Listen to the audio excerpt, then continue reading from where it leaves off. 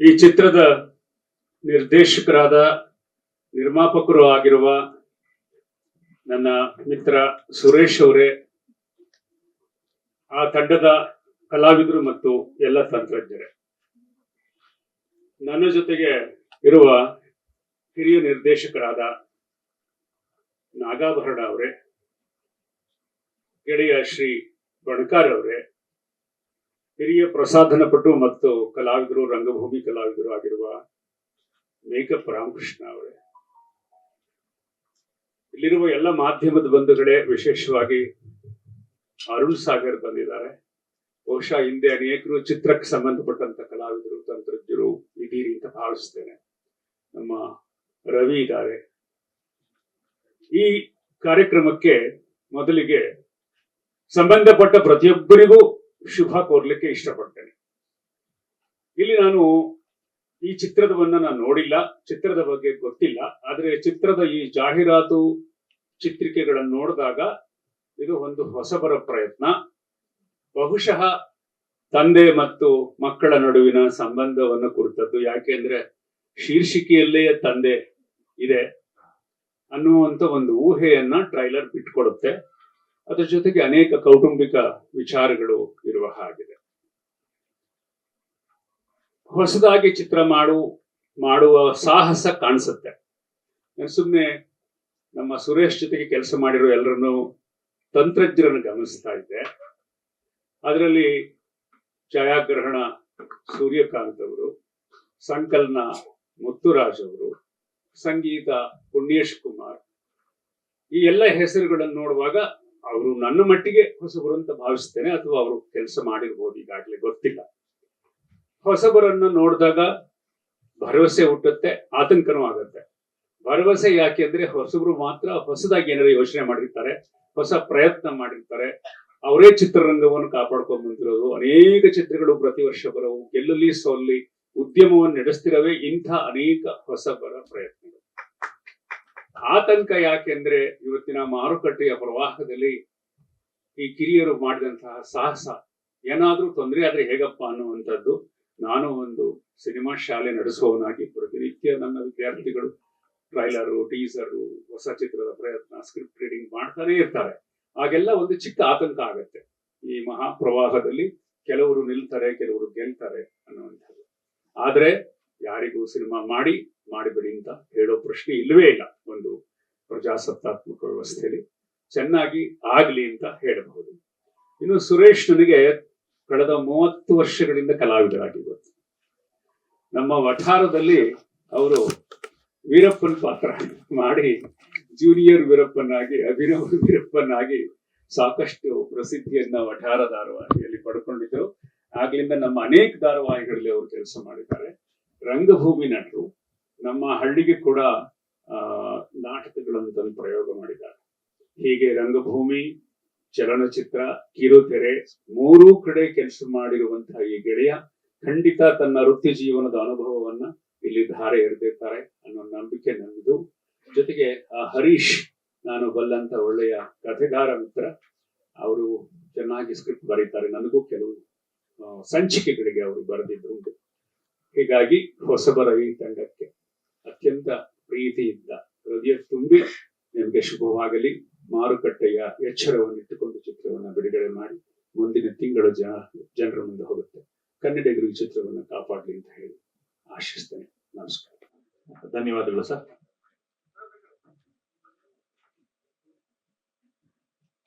ಮುಂದಿನ ಮಾತು ನಾಗಭರಣ ಸರ್. ಮೂಗ ಸುರೇಶ ಅಂತ ಎಲ್ಲ ಕರಿತಾ ಇದ್ವಲ್ಲ, ಮೂಗುಗೋಸ್ಕರ ಸಂಬಂಧಪಟ್ಟಿದ್ದೇನೆ, ಹಾಗಾಗಿ ಕೇಳ್ತಾ ಇದ್ದೀನಿ ಈಗ. ಆದ್ರೆ ನಮ್ಮಿಬ್ಬರ ಪಯಣ ಸಂಕ್ರಾಂತಿಯಲ್ಲ, ಸಂಕ್ರಾಂತಿ ಧಾರಾವಾಹಿ ಪ್ರಾರಂಭ ಆಗಿತ್ತು. ಅದಕ್ಕೂ ಹಿಂದೆ ಇದ್ದು ರಂಗಭೂಮಿ ಮೇಲೆ ನೋಡ್ತಾ ಇದ್ದೆ. ಅವನ ಕೆಲಸ, ನನ್ನ ಕೆಲಸ ಅಷ್ಟೇ. ಆದ್ರೆ ಒಟ್ಟಿಗೆ ಕ್ಷೇತ್ರವೊಂದನ್ನ ಆರಿಸ್ಕೊಂಡಾಗ ಅದರಲ್ಲಿ ಅವನು ಅಷ್ಟೆಲ್ಲ ಪ್ರತಿಭೆ ಇರೋನು ಅನ್ನೋದರ ಆತ್ಮೀಯ ಪರಿಚಯ ಆದದ್ದು ನನಗೆ ಸಂಕ್ರಾಂತಿ ಮುಖ. ನಾನು ಎಲ್ಲೋ ಹೆಂಡತಿ ಹೆಸರಿನಲ್ಲಿ ನಿರ್ಮಾಪಕ ಅದನ್ನು ಪ್ರೊಡಕ್ಷನ್ ಮಾಡಿದಾರ ಅಂತ ಒಂದು ಡೌಟ್ ಬಂತು. ಅದಕ್ಕೆ ನಿರ್ಮಾಪಕರು ಹೇಳಿ ಅಂತ. ಯಾಕಂದ್ರೆ ಮನೆಯವ್ರು ತಾನೇ ನಿರ್ಮಾಪಕರು. ಹಾಗೆ ಯಾಕಂದ್ರೆ ಅವ್ರು ಬಹಳ ಮುಖ್ಯ ಆಗ್ತಾರೆ. ಯಾಕಂದ್ರೆ ಇವನಿಗೆ ಧೈರ್ಯ ಇರುತ್ತೆ, ಅವ್ರ ಧೈರ್ಯ ತುಂಬಬೇಕಲ್ಲ. ಸೊ ಅದರಿಂದ ನಾನು ಮೊದಲು ಕೇಳಿದ್ದ ಅವರನ್ನ, ಮನೆ ಸರಿಯಾಗಿದ್ದಾಗ, ಮನೆ ತುಂಬಿ ಬಂದಾಗ ಮನಸ್ಸು ತಾನೇ ಕೆಲಸ ಮಾಡುತ್ತೆ. ಅದರಲ್ಲೂ ಬಹಳ ಮುಖ್ಯವಾಗಿ ಈ ಸಿನಿಮಾ, ನಾಟಕ, ಕಲೆ ಇವುಗಳ ಬಗ್ಗೆ ಒಲವಿರುವಂತಹ ಒಂದು ಕುಟುಂಬ ಇದ್ರೆ ಆ ಕುಟುಂಬದ ಒಟ್ಟಾರೆ ಆಶಯ ಜೋಬ್ ತುಂಬೋದಲ್ಲ, ಮನಸ್ಸು ತುಂಬೋದು. ಆ ಮನಸ್ಸು ತುಂಬುವ ಕೆಲಸವನ್ನು ಮಾಡುವಾಗ ಮನೆ ತುಂಬಿರ್ಬೇಕಾಗ್ತದೆ. ಹೊಟ್ಟೆಗಿಟ್ಟಿಲ್ದಿದ್ರು ಜುಟ್ಟಿಗೆ ಮಲ್ಲಿಗೆ ಹೂವು ಅಂತ ಹೇಳ್ತೀವಿ ನಾವು. ಆದ್ರೆ ಜುಟ್ಟಿಗೆ ಮಲ್ಲಿಗೆ ಹೂವು ಇಟ್ಕೊಂಡಾಗ ಮಾತ್ರ ಆ ಸುಗಂಧ ಗೊತ್ತಾಗೋದು. ನಮ್ಮಲ್ಲಿ ಬಹಳಷ್ಟು ಜನ ಹೊಟ್ಟೆಗೆ ತಿಂದ್ರೆ ಎಲ್ಲ ಆಗುತ್ತೆ ಅನ್ಕೋತಾರೆ. ಆದ್ರೆ ಹೊಟ್ಟೆಗಿಂತ ಹೆಚ್ಚಾಗಿ ಹೃದಯಕ್ಕೆ, ಮನಸ್ಸಿಗೆ ಬೇಕೇ ಬೇಕಾಗಿರುವಂತಹ ಒಂದು ಸಂಸ್ಕಾರವನ್ನ ಈ ಎಲ್ಲ ಕಲೆಗಳು ಒಟ್ಟಾಗಿ ಕೊಡ್ತವೆ. ಅದರ ಸಮಗ್ರ ಕಲೆಗಳನ್ನು ಹೊಂದಿರುವಂತಹ ಒಂದು ಸಿನಿಮಾ ಇದೆಯಲ್ಲ, ಅದೊಂದು ಸಾಂಘಿಕ ಕಲೆ, ಎಲ್ಲರನ್ನ ಒಳಗೊಳ್ಳುವಂತಹದ್ದು. ಎಲ್ಲರೂ ಅಲ್ಲಿ ಬಹಳ ಇಂಪಾರ್ಟೆಂಟ್. ಯಾರು ಮುಖ್ಯರಲ್ಲ, ಆದ್ರೆ ಎಲ್ಲರೂ ಮುಖ್ಯರೇ. ಲೈಟ್ ಬಾಯ್ ಎಷ್ಟು ಮುಖ್ಯನೋ ನಿರ್ದೇಶಕನು ಅಷ್ಟೇ ಮುಖ್ಯ, ನಿರ್ಮಾಪಕನು ಅಷ್ಟೇ ಮುಖ್ಯ. ಹಾಗೇನೆ ನೀನು ಮುಖ್ಯ ಅಲ್ಲ ಅಂತಂದ್ರೆ, ಹೌದು ನೀನು ಮುಖ್ಯ ಅಲ್ಲ, ನಾನೇ ಮುಖ್ಯ ಅಂತ ಹೇಳ್ಬೋದು. ಆದ್ರೆ ಈ ಎಲ್ಲರೂ ಸೇರಿ ಮಾಡಿದಂತಹ ಒಂದು ಕಲಾಕೃತಿ, ಅದು ವ್ಯಾಪಾರವೋ ಅಥವಾ ಕಲೆಯೋ, ಇದನ್ನ ನಾವು ಪ್ರೇಕ್ಷಕರಿಗೆ ಬಿಡೋಣ. ಆದ್ರೆ ಆತ್ಮಸಾಕ್ಷಿಯಾಗಿ ಒಂದು ಒಳ್ಳೆ ಕೆಲಸ ಮಾಡ್ಲಿಕ್ಕೆ ಹೊರಟಿದ್ದೇವೆ ಅಂತ ಹೊರಟಂತ ಒಂದು ತಂಡ ಇದೆಯಲ್ಲ, ಅದರ ನಿಜವಾದಂತ ಬಲ ಯಾವುದು ಅಂದ್ರೆ ಅದರ ಮನೋಬಲ, ದುಡ್ಡಿನ ಬಲ ಅಲ್ಲ. ಆ ಮನೋಬಲವನ್ನ ಸುರೇಶ ಮತ್ತು ಅವನ ಇಡೀ ತಂಡ ಇವತ್ತು ಸಾಕಾರಗೊಳಿಸಿದೆ. ನಿಮ್ ಮುಂದೆ ಕ್ಷಮೆ ಇರಲಿ ತಂದೆ ಅಂತ ಅದನ್ನು ತಂದು ನಿಲ್ಲಿಸಿದೆ. ಕ್ಷಮೆ ಕೇಳಬೇಕಾಗಿಲ್ಲ. ಕಾರಣ ಯಾಕೆಂದ್ರೆ ನಾವು ಮನಸ್ಸಾರೆ ಇದನ್ನ ಮಾಡಿದ್ದೇವೆ ಅನ್ನೋದನ್ನು ಈ ತಂಡ ಹೇಳ್ತಾ ಇದೆ. ಹೌದಾ ಅಲ್ವಾ? ಅಯ್ಯ ಇದು ಯಾಕಾಬ ಮಾಡಿದ್ವಿ ಅಂತ ಮಾಡ್ಲಿಲ್ಲ. ಇದನ್ನ ಮಾಡ್ಬೇಕು ನಾವು. ಇದನ್ನ ಮಾಡೋದ್ರಿಂದ ನಾವು ಒಂದು ಕಾರ್ಯವನ್ನ, ಆ ಕಾರ್ಯಕ್ಷೇತ್ರದಲ್ಲಿ ಇರಬೇಕಾದಂತಹ ಕೆಲಸವನ್ನು ಮಾಡಿ ತೋರಿಸ್ತೇವೆ ಅನ್ನುವಂತಹ ಒಂದು ನಂಬಿಕೆಯ ಮೇಲೆ ಇದನ್ನ ಮಾಡಿ. ಸುರೇಶ್ ನನಗೆ ಗೊತ್ತಿದ್ದ ಹಾಗೆ ಬಹಳ ಅದ್ಭುತವಾದ ನಟ, ಅದರ ಬಗ್ಗೆ ಎರಡನೇ ಮಾತಿಲ್ಲ. ಹಾಗೇನೆ ಒಳ್ಳೆ ಸಂಘಟಕ. ಏನಾದ್ರೂ ಒಂದು ಕೆಲಸ ತಗೊಂಡ್ರೆ ಅದನ್ನ ಪೂರ್ಣ ಪ್ರಮಾಣದಲ್ಲಿ ಎಲ್ಲ ಆಂಗಲ್ಗಳಲ್ಲಿ ನೋಡಿ ಕೆಲಸ ಮಾಡ್ತಾರೆ. ಸೊ ಇಲ್ಲೂ ಕೂಡ ಆ ರೀತಿಯಲ್ಲೇ ಕೆಲಸ ಆಗಿರಬಹುದು ಅನ್ನುವ ನಂಬಿಕೆಯ ಮೇಲೆ ನಾನು ಸುರೇಶನ ಜೊತೆ ಮುಂದಿನ ಈ ರಿಲೀಸ್ ಅಂತ ಏನ್ ಕರೀತೇವೆ ಆ ದಿನಗಳಲ್ಲಿ ವ್ಯಾಪಾರ ಒತ್ತಟ್ಟಿಗೆ ಇಟ್ಕೊಳ್ಳಿ, ಆದ್ರೆ ಜನರನ್ನ ಅಲ್ಲಿಗೆ ಕರೆದುಕೊಂಡು ಬರುವಂತಹ ಕೆಲಸವನ್ನ ಕೇವಲ ಸುರೇಶ ಮಾಡಕ್ಕಾಗಲ್ಲ, ಎಲ್ಲರೂ ಮಾಡಬೇಕಾಗತ್ತೆ. ಪ್ರತಿಯೊಬ್ಬನು ಅದರಲ್ಲಿ ಕೈ ಜೋಡಿಸಬೇಕಾಗತ್ತೆ. ಹಾಗಾದಾಗ ಮಾತ್ರ ಅದು ಒಂದು ಅರ್ಥದಲ್ಲಿ ಜನರಿಗೆ ಹತ್ತಿರವಾಗ್ತದೆ. ನಮ್ಮಲ್ಲಿ ಬಹಳಷ್ಟು ಜನಕ್ಕೆ ಏನ್ ಅನ್ಸುತ್ತೆ ಅಂದ್ರೆ, ಅದು ಓಡುತ್ತೆ, ಅಯ್ಯವ್ರು ಬರ್ತಾರೆ, ಅನೌನ್ಸ್ ಮಾಡ್ಬಿಟ್ರೆ ಸಾಕು. ಈಗ ಆ ತರ ಇಲ್ಲ. ನಾವೊಂದು ನಾಟಕ ಮಾಡಿದ್ರೆ ನಾವು ಪ್ರತಿಯೊಬ್ಬರಿಗೂ ಫೋನ್ ಮಾಡ್ತೀವಿ, ದಯವಿಟ್ಟು ಬನ್ನಿ ಸರ್ ನಾಟಕ ನೋಡಿ, ಯಾರು ಕರ್ಕೊಂಡ್ ಬನ್ನಿ ಸರ್ ಇನ್ನೊಬ್ಬರನ್ನ ಅಂತ ಕೇಳ್ತೀವಿ. ಕಾರಣ ಯಾಕೆಂದ್ರೆ ಇನ್ನೂ ಒಬ್ಬ ಪ್ರೇಕ್ಷಕ ಬರ್ತಾನಲ್ಲ ನಮಗೆ. ಅದೇ ಗತಿಯಲ್ಲಿ ಇಲ್ಲೂ ಕೂಡ ಮಾಡಬೇಕಾಗುತ್ತೆ. ಇವತ್ತಿನ ಸ್ಥಿತಿ ಆ ರೀತಿ ಇರೋದ್ರಿಂದ ನೀವು ಕೇವಲ ನಿಮ್ಮ ಸ್ನೇಹಿತರು, ಕುಟುಂಬ, ನಿಮ್ಮ ಇವರು ಅಷ್ಟೇ ಅಲ್ಲ, ನಿಮ್ಗೆ ಗೊತ್ತಿಲ್ಲದವರನ್ನು ಅದರೊಳಗೆ ತುಂಬಿಸುವಂತಹ ಕೆಲಸವನ್ನ ಪ್ರೇಕ್ಷಕರಾಗಿ ಅವರಿಗೆ ಬೇಕಾದ್ದನ್ನ ಕೊಡುವಂತಹ ಕೆಲಸವನ್ನ ನೀವು ಸಹಭಾಗಿಗಳಾಗಿ ಇದನ್ನು ಮಾಡಬೇಕಾಗುತ್ತೆ. ಇದು ಬಹಳ ಮುಖ್ಯ ಇವತ್ತಿನ ವ್ಯವಸ್ಥೆ. ಈ ವ್ಯವಸ್ಥೆ ಇರೋದೇ ಹಾಗೆ. ಮೊದಲು 1970ನೇ ಇಸುವಿನಲ್ಲಿ ಕನ್ನಡ ಸಿನಿಮಾಗೆ ಥಿಯೇಟರ್ ಸಿಗಲ್ಲ ಅಂತ ಗಲಾಟೆ ಮಾಡಿದವ್ರು ನಾವು. 70ರಲ್ಲಿ ಏನು ಪರಿಸ್ಥಿತಿ ಇದೆಯೋ 2026ರಲ್ಲಿ ಕೂಡ ಅದೇ ರೀತಿಯ ಪರಿಸ್ಥಿತಿಯನ್ನು ನೋಡ್ತೇವೆ. ಕಾರಣ ಏನು? ಅದರ ಗಾತ್ರ ಬೇರೆ ಆಗಿರಬಹುದು ಅಷ್ಟೇ. ಆಗ ಬರ್ತಾ ಇತ್ತು ಕೇವಲ 70 ಸಿನಿಮಾದಲ್ಲಿ ಆಗ್ತಾ ಇದ್ದದ್ದು, ಇವಾಗ ಬರ್ತಾ ಇರುವ 400 ಸಿನಿಮಾದಲ್ಲಿ ಏನಾಗ್ತದೆ? ವರ್ಷಕ್ಕೆ 400 ಸಿನಿಮಾ ಸೆನ್ಸಾರ್ ಆಗುತ್ತೆ. ಆ 400 ಸಿನಿಮಾದಲ್ಲಿ ಸುಮಾರು 200 ಸಿನಿಮಾ ಆಚೆ ಬರೋದಕ್ಕೆ ಪ್ರಯತ್ನ ಪಡುತ್ತೆ. ವಾರಕ್ಕೆ 4 ರಿಂದ 5 ಸಿನಿಮಾ ಬಿಡುಗಡೆ ಆಗುತ್ತೆ. 52 ವಾರಗಳು, ಒಂದೊಂದು ವಾರ 11 ಅಂತ ಬೇರೆ ಹೇಳ್ತಾರೆ, ಪಕ್ಕದಲ್ಲೇ ಕೂತಿದ್ದಾರೆ ಲೆಕ್ಕಾಧಿಕಾರಿ. ಸೊ ಹೀಗಾಗಿ ಒಟ್ಟಿನಲ್ಲಿ ಗಾತ್ರ ದೊಡ್ಡದಾಗ್ತಾ ಇದೆ. ಆ ಗಾತ್ರದ ಮಧ್ಯೆ ನಮ್ಮನ್ನು ನಾವು ಕೂಡಿಸ್ಬೇಕಾದ್ರೆ ನಿಜವಾಗಿಯೂ ನಾವು ಎಲ್ಲರೂ ಶ್ರಮ ಪಡಬೇಕಾಗುತ್ತೆ. ಈ ಸಿನಿಮಾ ಮಾಡುವಾಗ ಯಾವ ರೀತಿ ಎಲ್ಲರೂ ಸೇರಿ ಕೆಲಸ ಮಾಡಿದ್ರು ಆ ರೀತಿಯ ಎಲ್ಲರೂ ಸೇರಿ ಸಿನಿಮಾವನ್ನು ಗೆಲ್ಲಿಸೋದಕ್ಕೂ ಪ್ರಯತ್ನ ಪಡಬೇಕಾಗುತ್ತೆ. ನಮಗೆ ರವೀಂದ್ರ ಕಲಾಕ್ಷೇತ್ರನೋ ಅಥವಾ ರಂಗಶಂಕರನೋ ಹೊರಗಡೆ ಹೌಸ್ಫುಲ್ ಬೋರ್ಡ್ ಹಾಕಿದಾಗ ಎಲ್ಲರೂ ಬಂದು ಅದ್ರ ಪಕ್ಕದಲ್ಲಿ ನಿಂತ್ಕೊಂಡು ಫೋಟೋ ತಗೋತೀವಿ. ರಂಗಶಂಕರ ಹೌಸ್ಫುಲ್, ಅಯ್ಯೋ ಕಲಾಕ್ಷೇತ್ರ ಹೌಸ್ಫುಲ್ ಅಂತ. ಹಾಗೆ ಥಿಯೇಟರ್ನಲ್ಲಿ ಎಲ್ಲಿ ಥಿಯೇಟರ್ ರಿಲೀಸ್ ಆಗುತ್ತೋ ನೀವು ಒಬ್ಬೊಬ್ರು ಕೂಡ ಒಂದಷ್ಟು ಜನರ ಜೊತೆಲಿ ನಿಂತ್ಕೊಂಡು ಫೋಟೋ ತೆಗೆಸ್ಕೊಂಡ್ರೆ ಆಗ ಅದು 100 ಆಗಿ 100, 1000 ಆಗಿ 1000, 10,000 ಆಗಿ ಲಕ್ಷ ಆಗ್ಬೋದು. ಹಾಗಾಗ್ಲಿ ಅಂತ ಆಶಿಸ್ತೇನೆ. ಅದು ಬಹಳ ಮುಖ್ಯ ಅನ್ನೋ ಮಾತನ್ನ ಇಲ್ಲಿ ಹೇಳ್ತಾ, ಇವತ್ತಿನ ಪ್ರಾಯೋಗಿಕ ಚಿತ್ರಗಳೇನಿದೆ ಹಾಗೆ ಎಲ್ಲರೂ ಲೋ ಬಡ್ಜೆಟ್ ಅಲ್ಲಿ ಇದ್ದಾರೆ, ಯಾರು ಹೈ ಬಡ್ಜೆಟ್ ಇಲ್ಲ. ಹೈ ಬಡ್ಜೆಟ್ ಇರೋ ಸ್ಟಾರ್ಗಳು ಮಾತ್ರ. ಅದನ್ನ ನಿನ್ನೆ ಯಾರೋ ಸೆಮಿನಾರ್ ನಲ್ಲಿ ಬಹಳ ಚೆನ್ನಾಗಿ ಹೇಳಿದ್ರು, ಕೆ ವಿ ಪ್ರಭಾಕರ್ ಅಂತ ನೆನಪುತ್ತೆ. ಯಾರು ಕೊಟ್ರು ಸ್ವಾಮಿ ಇವರಿಗೆ ಸ್ಟಾರ್ ಗಿರಿಗಳನ್ನ ಅಂತ ಹೇಳಿದ್ರು. ಅಂದ್ರೆ ಅವರೇ ಇಟ್ಕೊಂಡ್ಬಿಟ್ರು ಎಲ್ಲಾ ಸ್ಟಾರ್ಗಳನ್ನ, ಏನೇನೋ ಸ್ಟಾರ್ಗಳ ಹೆಸರುಗಳನ್ನ. ಆದ್ರೆ ಅಣ್ಣ ಅವ್ರಿಗೆ ಆ ರೀತಿ ಯಾರು ಹೇಳಲೇ ಇಲ್ಲ. ಅವರಿಗೆ ಎಲ್ಲವನ್ನ ಜನ ಅಭಿಮಾನವಾಗಿ ಕೊಟ್ಟಿತ್ತು, ಅವರಾಗ ಅವ್ರು ಇಟ್ಕೊಂಡಿದ್ದಲ್ಲ. ಇಂತಹ ಸಮಯದಲ್ಲಿ ಇಂತಹ ಒಂದು ಪ್ರಾಯೋಗಿಕ ಚಿತ್ರಗಳು ಬರುವಾಗ ಅದರ ಹಿನ್ನೆಲೆ ಮತ್ತು ಅದರ ಮುನ್ನೆಲೆ, ಅದರ ಎಲ್ಲ ಜವಾಬ್ದಾರಿಯು ನಿಮ್ಮದೇ, ಈ ತಂಡದ್ದೇ. ನಾವು ಮೊದ್ಲು ಹೇಳ್ತಾ ಇದ್ದೀವಿ, ಯಾವ್ದೋ ಡಿಸ್ಟ್ರಿಬ್ಯೂಟರ್ ಕೊಟ್ಬಿಟ್ರೆ ಅವ್ನು ಮಾಡ್ಕೋತಾನೆ ಅಂತ. ಮಾಡ್ಕೋತಾನೆ ಅಷ್ಟೇ ಅವನು. ಸೊ ಅದರಿಂದ ಅದನ್ನ ನೋಡ್ಕೋಬೇಕಾಗಿದ್ದು ನಿರ್ಮಾಪಕ, ನಿರ್ದೇಶಕ ಮತ್ತು ತಂಡದ ಕೆಲಸ ಆಗಿದೆ. ಸೊ ಈ ಎಲ್ಲ ಒಂದು ರೀತಿಯ ಕ್ಷೋಭೆಯ ಸುತ್ತ ಇರುವಂತಹ ಈ ಕ್ಷಣಗಳಲ್ಲಿ, ಆ ಕ್ಷೋಭೆಯ ಕ್ಷಣಗಳಲ್ಲಿ ನಮಗೆ ಬಹಳ ಖುಷಿ ಆಗೋದು ಏನಪ್ಪಾ ಅಂತಂದ್ರೆ, ಒಂದು ಅದ್ಭುತವಾದಂತಹ ಒಂದು ಕಲಾಕೃತಿಯ ಹಿಂದೆ ಒಂದು ಅನುಭವಿ ಮನಸ್ಸಿದೆ. ಆ ಅನುಭವಿ ಮನಸ್ಸಿನ ಜೊತೆಯಲ್ಲಿ ಒಂದು ಅನುಭವಿ ತಂಡ ಇದೆ.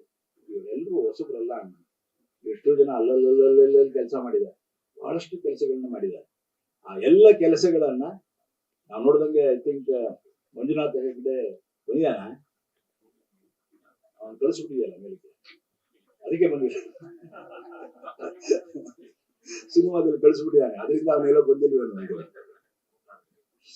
ಅಲ್ಲ, ಒಟ್ಟಿನಲ್ಲಿ ಅವನು ಫಸ್ಟ್ ಶಿವಮೊಗ್ಗದಲ್ಲಿ ಬಂದಾಗ ನನ್ನ ಸೀರಿಯಲ್ ಮೊದಲು ಮಾಡಿದ್ದು ಮಂಜುನಾಥ್ ಹೆಗ್ಡೆ. ಅಂದ್ರೆ ನಿರಂತರವಾಗಿ ಅಂದಿನಿಂದ ಸುಮಾರು 26-28 ವರ್ಷಗಳ ಹಿಂದಿನಿಂದ ನಿರಂತರವಾಗಿ ಕೆಲಸ ಮಾಡ್ತಾ ಬಂದಿರುವವರೇ ಎಲ್ಲರೂ. ಅಮ್ಮನ ಪಾತ್ರ ಮಾಡಿರೋರು ಕೂಡ ಪ್ರತಿಯೊಬ್ರು. ಸೊ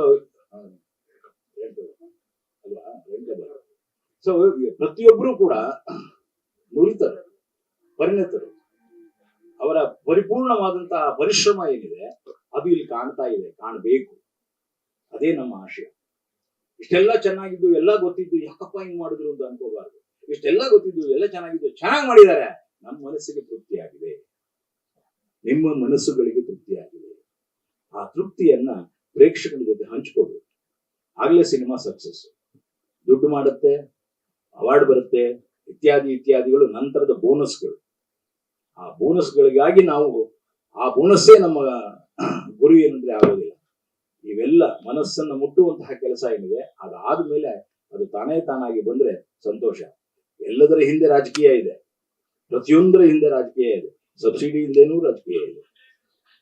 ಸೊ ಇವೆಲ್ಲ ಇರುವಾಗ ಅವೆಲ್ಲ ಷರತ್ತುಗಳನ್ನ ದಾಟಿ ಬರುವಂತಹ ಒಂದು ಸಿನಿಮಾವನ್ನ ತಂದಿರುವಂತಹ ಮುಗಾ ಸುರೇಶ್ ಮತ್ತು ಆ ತಂಡಕ್ಕೆ ಶುಭಾಶಯಗಳನ್ನ ಹೇಳ್ತಾ, ಹಾಗೆ ನೀವು ಅಪೋಲಜಿಟಿಕ್ ಆಗ್ಬೇಕಾಗಿಲ್ಲ. ಯಾವುದು ಟೈಟಿಲ್ ಚೆನ್ನಾಗಿದೆ, ಆದರೆ ಸಿನಿಮಾದ ಇಂಡಸ್ಟ್ರಿಯಲ್ಲಿ ಕ್ಷಮೆ ಇರಲಿ ತಂದೆ ಅಂತ ಕೇಳಬೇಡಿ, ನಾವು ಇದ್ದೇವೆ ತಂದೆ ಅನ್ನೋ ಮಾತನ್ನ ಅಲ್ಲಿ ಹೇಳಿ ಶುಭ. ನಾಗಭರಣ ಸರ್ 5 ದಶಕಗಳ ಸಾಕ್ಷಿ. ಮತ್ತೆ ನಾಟ್ಯಹಳ್ಳಿ ಚಂದ್ರಶೇಖರ್ ಸರ್ ರಂಗಭೂಮಿಯಲ್ಲಿ ನಾಟಕ ಮಾಡದೇ ಇರ್ಬೋದು, ಬಟ್ ಅವರ ಕಥೆಗಳು ತುಂಬಾ ನಾಟಕಗಳಾಗಿದೆ. ಸಿಜಿಕೆ ಅವರು ಪ್ರದರ್ಶನ ಮಾಡಿದ್ದಾರೆ. ಕಾಲೇಜು ರಂಗೋತ್ಸವಗಳಲ್ಲಿ ಅವರ ಸುಮಾರು ನಾಟಕಗಳಾಗಿದೆ. ಸಭಾಂಗಣದಲ್ಲಿ ಸೇರಿರ್ತಕ್ಕಂಥ ಎಲ್ರಿಗೂ ನಮಸ್ಕರಿಸ್ತಾ, ವೇದಿಕೆ ಮೇಲೆ 3 ಜನ ಅಣ್ಣಂದಿರನ್ನ ಕೂರಿಸಿ ನನಗೆ ಮಾತಾಡಕ್ ಕೊಟ್ಟಿದ್ದಾರೆ. ಒಂದು ನಾಗಣ್ಣ, ಒಂದು ಚಂದ್ರಣ್ಣ, ಇನ್ನೊಂದು ರಾಮಣ್ಣ. ಇಲ್ಲಿ 3 ಜನ ದಿಗ್ಗಜರು. ಎಲ್ಲ ನಾವು ಇವರೆಲ್ಲ ಚಿತ್ರರಂಗಕ್ಕಿದ್ದಾಗ ನಾವಿನ್ನ ಅವಾಗ ಅಂಬೆಗಾಲ ಹಿಡ್ಕೊಂಡು ಹೊರಗಡೆ ಬರ್ತಾ ಇದ್ವಿ. ಅದು ಇನ್ನೊಂದು 10 ವರ್ಷ ಆದ್ಮೇಲೆ ಹೇಳ್ತಾರೆ. ಇಲ್ಲಿ ಇವತ್ತಿನ ಕೇಂದ್ರ ಬಿಂದು ನಮ್ಮ ಮೂಕ್ ಸುರೇಶ್ ಅವರು. ಮೂಕ್ ಸುರೇಶ್ ಅವ್ರ ಬಗ್ಗೆ ಆಲ್ರೆಡಿ ಮೇಷ್ಟ್ರು ನಮ್ಮ ನಾಗಭರಣ ಸರ್ ಎಲ್ಲ ಹೇಳಿದ್ದಾರೆ. ಬಹುಮುಖ ಪ್ರತಿಭೆ ವ್ಯಕ್ತಿತ್ವ. ಹಾಗೇನೆ ಯಾವ್ದಾರ ಒಂದು ವಿಚಾರಕ್ಕೆ ಪಟ್ಟಿಡೋದು ನಿಂತ್ಕೊಂಡ್ರೆ ಅದು ಸರಿ ಹೋಗೋ ತನಕನೂ ಬಿಡಲ್ಲ ಅನ್ನೋದನ್ನ ನಾನು ಇತ್ತೀಚಿನ ದಿನಗಳಲ್ಲಿ, ಅಂದ್ರೆ ಏನು ನಿಮ್ಮ ಕಿರುತೆರೆಗೆ ಸಂಬಂಧಪಟ್ಟಂತ ವಿಚಾರದಲ್ಲಿ ತಾವು ಕಾರ್ಯದರ್ಶಿಗಳಾಗಿ ಎಂಟ್ರಿ ಕೊಟ್ರಿ, ಅದಾದ ಮೇಲೆ ನಾನು ನಿಮ್ಮನ್ನ ಸ್ಟಡಿ ಮಾಡಿದ್ದು, ನೀವು ಯಾವ್ದನ್ನ ಹಿಡಿದ್ರು ಕೂಡ ಬಿಡಲ್ಲ, ಅದಕ್ಕೊಂದು ತಾರ್ಕಿಕ ಅಂತ್ಯ ಕಾಣಿಸ್ತೀರಿ ಅಂತ ನಿಮ್ಮ ಅಧ್ಯಕ್ಷರು ಕೂಡ ಇಲ್ಲೇ ಮೇಲ್ಗಡೆ ಇದ್ದಾರೆ, ಪೋಷಕ ಕಲಾವಿದರ ಸಂಘದ ಅಧ್ಯಕ್ಷರು. ಕ್ಷಮೆ ಇರಲಿ ತಂದೆ, ಆ ಟೈಟಲ್ ಓಪನಿಂಗ್ ಅಲ್ಲಿ ಆ ಲಿರಿಕಲ್ ಸಾಂಗ್ ನೋಡ್ತಿದ್ದಂಗೆ ಪ್ರತಿಯೊಬ್ಬ ಮನುಷ್ಯನಿಗೂ ಕೂಡ ಅವರ ತಂದೆಯ ನೆನಪು ಬಾರದೇನೆ ಇರಕ್ ಸಾಧ್ಯವೇ ಇಲ್ಲ. ಎಸ್ಪೆಷಲಿ ಆ ಸಾಂಗ್ ಯಾರು ಬಂತೋ ಬಿಡ್ತೋ ಗೊತ್ತಿಲ್ಲ, ನನಗಂತೂ ಬಂತು. ಆದ್ರೆ ಇವಾಗ ಕ್ಷಮೆ ಕೇಳೋಣ ಅಂದ್ರೆ ನಮ್ಮ ಅಪ್ಪ ಇಲ್ಲ. ಬಹಳಷ್ಟು ತಪ್ಪುಗಳನ್ನ ನಾವು ಮಾಡಿದೀವಿ. ಚಿತ್ರರಂಗಕ್ಕೆ ಬರ್ತೀನಿ ಅಂದಾಗ ನನ್ನ ತಂದೆ ನನ್ನನ್ನ ಬೇಡ ಅಂತ ಬಹಳ ಮಾಡಿದ್ರು, ಅಂದ್ರೆ ವಿರೋಧ ವ್ಯಕ್ತಪಡಿಸಿದ್ರು. ಕೊನೆಗೆ ನಿಮ್ಮ ಮಠ ಯಾವುದು ಗುರುಗಳು, ಅಷ್ಟಲಜರ್, ದೊಡ್ಡ ಅಷ್ಟಲಜರ ಸ್ವಾಮಿಗಳು, ಕೋಡಿ ಮಠದ ಗುರುಗಳು ಹೇಳಾದ ಮೇಲೆ, ಇಲ್ಲ ನಿನ್ ಮಗಂದು ಏನು ತೊಂದರೆ ಆಗಲ್ಲ, ಅವನ್ ನಿನಗೆ ಕೆಟ್ಟ ಹೆಸರು ತರ ಅಂತದನ್ನ ಏನು ಮಾಡಲ್ಲ, ಅವನ್ ನಿನ್ನ ಹೆಸರು ಉಳಿಸ್ತಾನೆ ಅಂತ ಅವ್ರು ಹೇಳಾದ್ಮೇಲೆ ನಮ್ಮ ಅಪ್ಪ ನನಗ್ ಬೈಯದ್ ಬಿಟ್ಟಿದ್ದು. ಹಿಂಗಾಗಿ ನಾನು ಅವ್ರನ್ನ ಕ್ಷಮೆ ಕೇಳಲೇಬೇಕು. ಬಟ್ ಕ್ಷಮೆ ಕೇಳಕ್ ಅವ್ರಿಲ್ಲ, ಕೇಳ್ಕೊಳ್ಳೋಣ. ಆದ್ರೆ ದಯಮಾಡಿ ನಾನು ಹೇಳ್ತೀನಿ, ಇಂಥ ಒಂದು ಎಕ್ಸ್ಪೆರಿಮೆಂಟಲ್ ಮೂವಿಗಳನ್ನ ವರ್ಣ ಸರ್ ಹೇಳ್ದಂಗೆ ನಾವುಗಳು ಅಷ್ಟೇ ಅಲ್ಲ, ಚಿತ್ರಮಂದಿರ ತುಂಬಿದೆ ಅಂತ ಪಕ್ಕದಲ್ಲಿ ನಿಂತ್ಕೊಂಡು ಫೋಟೋ ತೆಗೆಸ್ಕೊಳ್ಳೋದಲ್ಲ, ಪ್ರತಿಯೊಬ್ರು ಬರ್ಬೇಕು. ಪ್ರಾಯಶಃ ನಾನು ಒಂದು ಆ ಶೀರ್ಷಿಕೆಯನ್ನ ನೋಡಿ, ಟೀಸರ್ ನ ನೋಡಿ, ಸಾಂಗ್ ನ ನೋಡಾದ್ಮೇಲೆ, ಲಿರಿಕಲ್ ಸಾಂಗ್ ನ ನೋಡಾದ್ಮೇಲೆ ನನಗನ್ಸಿದ್ದು, ಯಾವುದೇ ತಪ್ಪು ಮಾಡತಕ್ಕಂತ ಮಕ್ಕಳು ಹುಟ್ಟಿದ್ರು ಕೂಡ ಅವ್ರು ಬದುಕಿದ್ದಾಗ್ಲೇನೆ ಅವ್ರ ತರ ನಡ್ಕೊಂಡು ಜೀವನ ಮಾಡ್ಕೊಂಡು ಅವ್ರ ಸಾವನ್ನ ಸಂತೋಷವಾಗಿ ಕಳಿಲಿಕ್ಕೆ ಅವಕಾಶ ಮಾಡ್ಕೊಡಿ. ಅವ್ರು ಸತ್ತ ಮೇಲೆ ಕ್ಷಮೆ ಇರಲಿ ತಂದೆ ಅಂತ ಹೇಳ್ಕೊಂಡು ಕುಂತ್ರೆ ಯಾವ್ದು ಉಪಯೋಗ ಆಗಲ್ಲ ಅನ್ನೋ ಒಂದು ತಿರುಳನ್ನ ಇಟ್ಕೊಂಡು ತಾವು ಸಿನಿಮಾ ಮಾಡಿದಿರಿ ಅಂತ ನಾನು ಅನ್ಕೊಂಡಿದೀನಿ. ನಾನು ಫಸ್ಟ್ ಟೈಮ್ ಇವತ್ತೇ ಎಲ್ಲವನ್ನು ನೋಡಿದ್ದು. ಒಳ್ಳೇದಾಗ್ಲಿ. ಇಡೀ ತಂಡ ಹೊಸಬ್ರು ತಂಡ ಅಂತಲ್ಲ, ನುರಿತರ ತಂಡ. ಹಾಗೇನೆ ಈ ಒಂದು ನಿಮ್ಮ ತಂಡ ಅಂದ್ರೆ ನೀವು ಒಬ್ರು ನಿರ್ಮಾಪಕರಾಗಿ ಮೊಟ್ಟ ಮೊದಲನೇ ಚಿತ್ರ ಅಂತ ಅನ್ಸುತ್ತಲ್ಲ, ನಿರ್ಮಾಪಕರಾಗಿ ಪ್ರಾಯಶಃ ಇಷ್ಟು ವರ್ಷಗಳ ಕಾಲ ಬೇರೆಯವ್ರ ನಿರ್ಮಾಣದ ಚಿತ್ರದಲ್ಲಿ ತಾವು ನಟನೆ ಮಾಡಿದಾಗ ಚಿತ್ರರಂಗದ ಕಷ್ಟ ಸುಖಗಳು ಏನು ಅನ್ನೋದನ್ನ ಸಂಪೂರ್ಣವಾಗಿ ತಮಗೆ ಅರಿವಾಗಿರ್ಲಿಲ್ಲ ಅಂತ ಕಾಣಿಸ್ತದೆ. ಪ್ರಾಯಶಃ ಈ ಸಿನಿಮಾದಿಂದ ಅರಿವಾಗಿರುತ್ತೆ ಅಲ್ವಾ. ಆಮೇಲೆ ಭರಣ ಸರ್ ಇನ್ನೊಂದನ್ನ ಸೂಕ್ಷ್ಮವಾಗಿ ಹೇಳಿದ್ರು, ನೀವೇನೋ ಮಾಡಿದಿರಿ ಬೇರೆಯವ್ರು ಬಂದು ಮಾಡ್ಕೊಂತಾರೆ ಅಂತೇಳಿ, ಅದಕ್ಕೆ ಅವಕಾಶ ಮಾಡಿಕೊಡ್ತೇನೆ. ಆ ತರ ಅಂತ ವಾತಾವರಣ ಬಂದಾಗ ನುರಿತರು ಮೇಷ್ಟ್ರು ಇದ್ದಾರೆ, ಭರಣ ಸರ್ ಇದ್ದಾರೆ, ನಾನಿದ್ದೀನಿ, ರಮಣ ಇದ್ದಾರೆ, ಇನ್ನು ಬಹಳಷ್ಟು ಜನ, ರವಿ, ಇವು ಎಲ್ಲಾ ಹಂತದಲ್ಲೂ ಎಲ್ಲವನ್ನೂ ನೋಡ್ಕೊಂಡು ಬಂದವ್ರೆ. ಸೊ ಈ ತರದವ್ರೆಲ್ಲ ಇದ್ದಾಗ ಇಂಥ ಸಂದರ್ಭದಲ್ಲಿ ದಯಮಾಡಿ ನೋಡ್ಕೊಂಡು, ಆಮೇಲೆ ಈಗ 8-10 ಸಿನಿಮಾಗಳು ರಿಲೀಸ್ ಆಗುವಾಗ ದಯವಿಟ್ಟು ಸಿನಿಮಾಗಳನ್ನ ಮಾಡ್ಬೇಡ್ರಿ. ಭರಣ ಸರ್ 4-8 ಅಂದ್ರು, ಇಲ್ಲ ಈ ಒಂದು 5-6 ವಾರದ ಕೆಳಗಡೆ ವೆಂಕಟೇಶ್ 11 ಸಿನಿಮಾ ಆಯ್ತಾ. 11ರಲ್ಲಿ ಒಂದಾನ ಅಟ್ಲೀಸ್ಟ್ ಹೆಸರು ಹೇಳಕ್ 4ನೇ ದಿವಸಕ್ಕೆ ಯಾವ ಇರ್ಲಿಲ್ಲ. ಅಂತ ವಾತಾವರಣ ಸೃಷ್ಟಿ ಆಗಬಾರದು.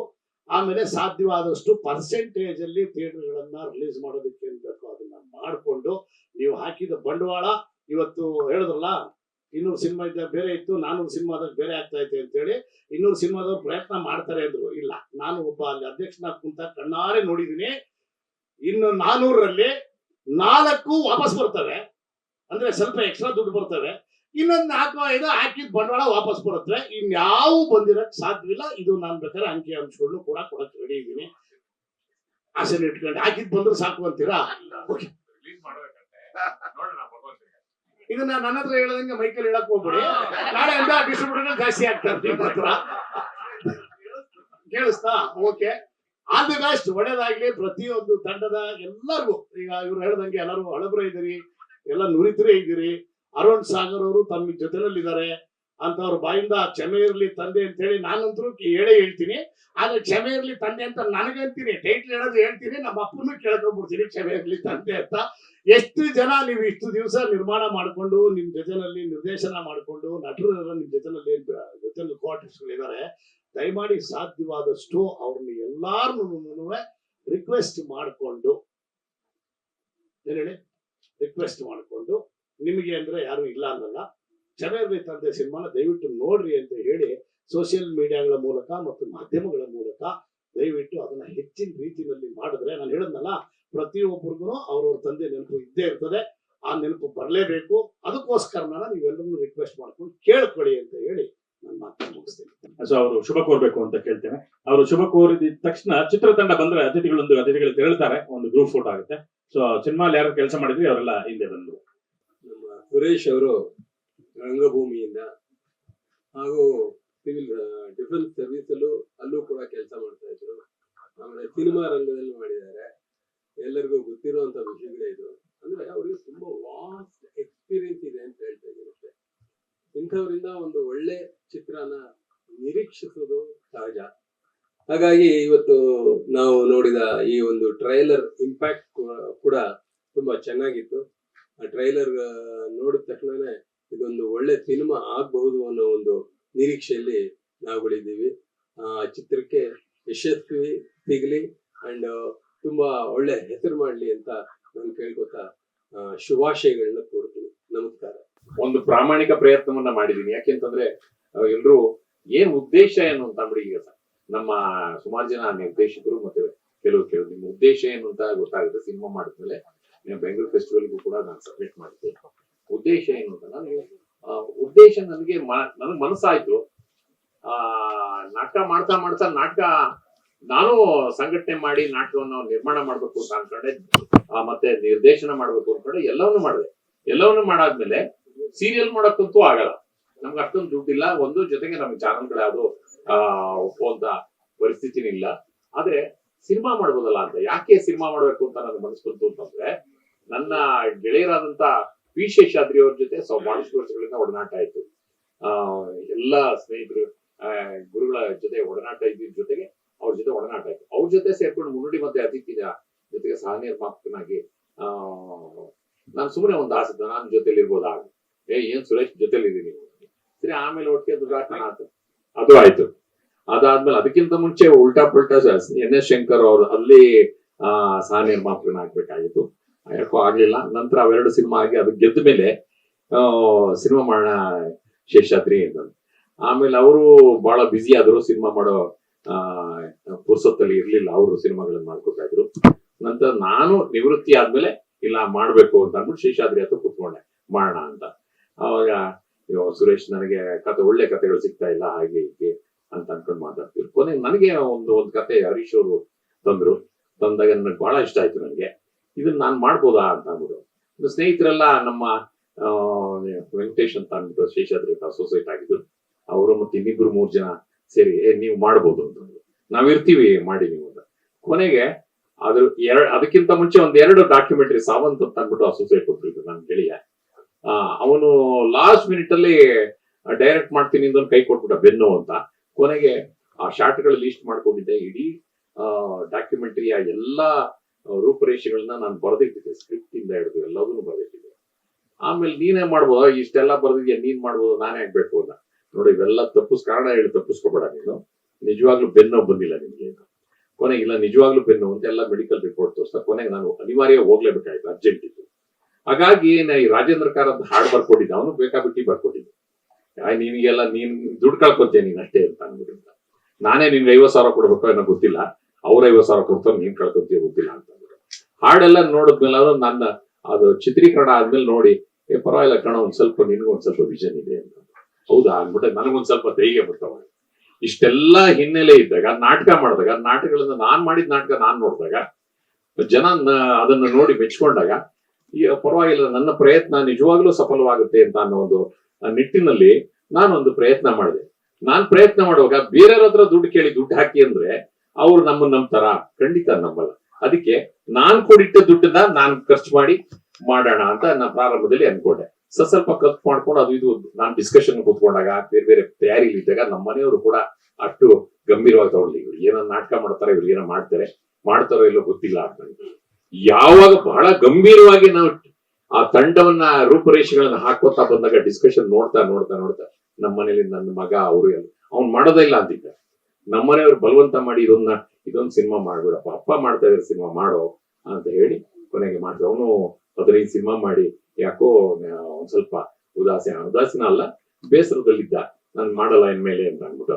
ಸೊ ಅವನಿಗೆ ಹೇಳಿ ಅವನು ಹುರಿದುಂಬಿಸಿ ಪ್ರಾರಂಭದಲ್ಲಿ ಅವನು ಆಸಕ್ತಿನೇ ವಹಿಸಲಿಲ್ಲ. ಕೊನೆಗೆ ಸಿನಿಮಾ ಪ್ರಾರಂಭ ಆಗ್ತಾ ಆಗ್ತಾ ಎಲ್ರು ಇಡೀ ಕುಟುಂಬದಲ್ಲಿ ಎಲ್ರು ಭಾಗವಹಿಸಿದ್ರು. ನೀನ್ ಯಾಕೆ ಮನೇಲಿರೋ ದುಡ್ಡು ಎಫ್ ಡಿ ಎಲ್ಲ ತೆಗೆದುಬಿಟ್ಟು ನೀನ್ ಖರ್ಚು ಮಾಡ್ತಿದ್ಯಾ ಅಂತ ಅವ್ರೇನು ಕೇಳಲಿಲ್ಲ. 10 ಲಕ್ಷ 15 ಲಕ್ಷ 20 ಲಕ್ಷವರೆಗೂ ಬಂತು, ದುಡ್ಡೆಲ್ಲ ಖರ್ಚಾಯ್ತು ಎಫ್ ಡಿ ನಲ್ಲಿ ಇಟ್ಟಿದ್ದೆಲ್ಲ. ಯಾಕೆ ಇಷ್ಟು ವರ್ಷ ಕಷ್ಟಪಟ್ಟಿದ್ದ ದುಡ್ಡನ್ನ ಇಟ್ಟರಲ್ಲ ಅದನ್ನ ಯಾಕೆ ತೆಗೆದ್ರಿ ಅಂತ ಅವ್ರು ಕೇಳಿಲ್ಲ. ನಮ್ಮ ಯಜಮಾನ್ರು ಏನೋ ಗಂಭೀರವಾದಂತ ಒಂದು ಪ್ರಯತ್ನವನ್ನು ಮಾಡ್ತಾ ಇದ್ದಾರೆ. ಯಾಕೆಂದ್ರೆ ಇಷ್ಟು ವರ್ಷಗಳು ಅವರು ಇಡೀ ರಂಗಭೂಮಿಲಿ ದೇಶ ಎಲ್ಲ ತಿರುಗಿದ್ರು, ಫಾರಿನ್ ಹೋದ್ರು, ಎಲ್ಲ ಮಾಡಿದ್ರು, ಪುಕ್ಕಟ್ಟೆ ನಾಟಕ ಮಾಡ್ಕೊಂಡು ಬಂದ್ರು, ಹಗಲು ರಾತ್ರಿ ಆರೋಗ್ಯ ಕಳ್ಕೊಂಡು ಇಷ್ಟು ಆಸಕ್ತಿಯಿಂದ ಒಂದು ಕಥಾವಸ್ತುನ ಇಟ್ಕೊಂಡು ಕಲಾವಿದರನ್ನ ಆಯ್ಕೆ ಮಾಡಿ ಇಷ್ಟು ಸೀರಿಯಸ್ ಆಗಿ ಕೆಲಸ ಮಾಡ್ತಾ ಇದ್ದಾರೆ. ಅದರಿಂದ ನಾವು ಅವ್ರಿಗೆ ಬೆಂಬಲಿಸ್ಬೇಕು ಅನ್ನೋ ರೀತಿಯಲ್ಲಿ ನನ್ನ ಹೆಂಡತಿ, ನನ್ನ ಮಗ ಎಲ್ರು ಕೂಡ ನನ್ನ ಜೊತೆ ಕೈ ಜೋಡಿಸಿದ್ರು. ಅದರಿಂದ ಜೊತೆಗೆ ಸ್ನೇಹಿತರುಗಳು ಕೂಡ ನನ್ನ ಕೈ ಜೋಡಿಸಿದ್ರು. ಬಹಳ ಆಸಕ್ತಿಯಿಂದ ಫಾಸ್ಟ್ ಆಗಿ ಕೆಲಸ ಮಾಡಿದ್ರು. ನಾವು ಯಾವತ್ತು ಲೇಟ್ ನೈಟ್ ಕೆಲಸ ಮಾಡೋದಿಲ್ಲ ಸಿನಿಮಾಗಳಲ್ಲಿ. ನನ್ನ ಸಿನಿಮಾದಲ್ಲಿ 8 ಗಂಟೆಗೆ ಸ್ಟಾರ್ಟ್ ಮಾಡಿದ್ವಿ, ಯಾವತ್ತೋ ಒಂದಿನ 5:30 ಸ್ಟಾರ್ಟ್ ತೆಗಿದ್ವಿ, ಅಷ್ಟೇ ಬಿಟ್ಟರೆ ಬೇಗ ಮುಗಿಸಿ ಬಹಳ ಅಚ್ಚುಕಟ್ಟಾಗಿ ಹೆಚ್ಚಿಗೆ ದುರುಪಯೋಗ ಪಡಿಸ್ಕೊಳ್ಳೋದಂಗೆ ಸಮಯ ಮತ್ತು ಹಣವನ್ನ ಎಷ್ಟು ಬೇಕೋ ಅಷ್ಟು ಖರ್ಚು ಮಾಡಿ ಎಲ್ಲೋ 1-2-3 ಕಡೆ ನಾವು ತಿಳ್ಕೊಳಕ್ಕೋಸ್ಕರ ಎಲ್ಲೋ ಒಂದ್ ಕಡೆ ಟ್ರೈನಿಂಗ್ ಹೋದಾಗ ಫೀಸ್ ಕೊಡ್ತೀವಲ್ಲ ಆ ತರ ಆಯ್ತು. ನಾನು ಡೈರೆಕ್ಷನ್ ಕಲ್ತ್ಕೊಂಡಾಗಾಯ್ತು, ದುಡ್ಡು ಕೊಡ್ತೀನಿ, ನನ್ನ ದುಡ್ಡು ನಾನೇ ಖರ್ಚು ಮಾಡಿ ಡೈರೆಕ್ಷನ್ ಕಲ್ತ್ಕೊಂಡಾಗಾಯ್ತು. ಈ ಒಳಗೆ ಹೋಗ್ಕದ್ಮೇಲೆ ಬರೀ ನಟನಾಗಿ ನಾನು ಏನ್ ತಿಳ್ಕೊಂಡಿದ್ದೋ, ರಂಗಭೂಮಿಲಿ ನಾನು ಏನ್ ತಿಳ್ಕೊಂಡಿದ್ದೋ ಅದಕ್ಕಿಂತ ಹೆಚ್ಚಾಗಿ ಸಿನಿಮಾ ಒಳಗಡೆ ನಿರ್ಮಾಣ ಮಾಡುವಾಗ, ನಿರ್ದೇಶನ ಮಾಡುವಾಗ ಈ ಫಿಲಂ ಮೇಕಿಂಗ್ ಅಲ್ಲಿ ಏನೇನು ಬರುತ್ತೆ, ಏನೇನು ಆಗುತ್ತೆ, ಏನೇನು ಆಗಲ್ಲ, ಸಾಧ್ಯತೆ ಅಸಾಧ್ಯಗಳನ್ನೆಲ್ಲವನ್ನು ನಾನು ಮನಗಂಡು ಅದನ್ನ ಒಂದು ಸ್ವಲ್ಪ ಮಟ್ಟಿಗೆ ಎಲ್ಲಾನು ತಿಳ್ಕೊಂಡೆ. ನಿಜವಾಗ್ಲು ನನಗೆ ಹಣ ಸಿಕ್ಕಿದ್ರೆ ಬೇರೆಯವ್ರ ಹಣ ಮಾಡಕ್ಕೆ ಇಷ್ಟ, ಬೇರೆಯವ್ರ ಹಣನ ತಗೊಂಡು ನಾನು ಸಿನಿಮಾ ಮಾಡಕ್ಕೆ ಅದು ನಾನು ಗೆದ್ದ ಮೇಲೆ ಮಾಡೋಣ. ಬೇಕಾದ್ರೆ ಅಕಸ್ಮಾತ್ ಬಂದ್ರೆ ಕೂತು ಅದನ್ನು ಮಾಡ್ಬೋದು. ಆದ್ರೆ ನನಗ್ ಹಣ ಸಿಕ್ಕಿದ್ರೆ ಇನ್ನೊಂದು ಸಿನಿಮಾ ಮಾಡ್ಬೇಕು ಅಂತ ನನಗೂ ಆಸೆ. ಇನ್ನೊಂದು ಸಿನಿಮಾ ನನ್ನ ಕಾಂಟ್ರಿಬ್ಯೂಷನ್ ಸಿನಿಮಾ ಕ್ಷೇತ್ರದಲ್ಲಿ ಇಷ್ಟು ವರ್ಷ ಕೆಲಸ ಮಾಡಿದೀನಿ, ನನಗೆ ಹೆಸರು ಕೊಟ್ಟಿದೆ, ಜನ ಎಲ್ಲ ಮಾತಾಡ್ತಾರೆ, ಬೆಂತಡ್ತಾರೆ. ಆ ಒಂದು ನನ್ನನ್ನು ಖುಷಿಯಿಂದ ಮಾತಾಡ್ಸೋದು, ಕಲಾವಿದನಾಗಿ ಮಾತಾಡ್ಸೋದ್ರಿಂದ ನಮ್ಮ ಆಯಸ್ಸು ಹೆಚ್ಚುತ್ತೆ, ಆರೋಗ್ಯ ವೃದ್ಧಿಸುತ್ತೆ.